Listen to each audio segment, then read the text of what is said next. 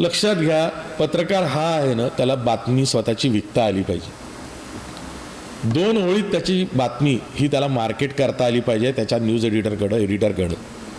त्याला बातमी लिहिताना त्याच्या वर्तमानपत्रामध्ये किंवा टी व्हीच्या न्यूजव्हीलमध्ये त्याची स्पेस कळली पाहिजे.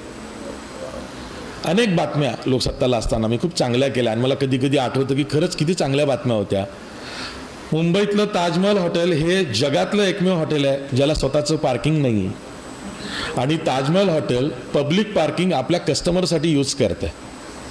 आज तुम्ही जर का मुंबईला गेटवे ऑफ इंडियाच्या तिथे जाल ताजमहल हॉटेलमध्ये गाडी घेऊन, तर तो पब्लिक पार्किंगमध्ये रोडच्या कडेला तुम्हाला गाड्या लावायला सांगतो आणि तुम्ही सर्वसामान्य म्हणून गेटवे ऑफ इंडिया गेटवे बघायला जायचं म्हणून गाडी इथं उभी करू, तर तिथं उभी करू दिली जात नाही. का?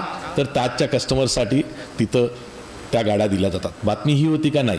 बातमी ही होती की पब्लिक अलॉटमेंटसाठी रस्त्यावरती डबल पार्किंगची सोय केलेली आहे आणि तिथं पब्लिक पार्किंगचं टेंडर निघतंय, ते 70,000 रुपये महिना. ताजमहल हॉटेल त्यांना लोकांच्या गाड्या लावू नको देऊस, तू आमच्या कस्टमरच्या गाड्या लाव म्हणून 70 लाख महिना देतं.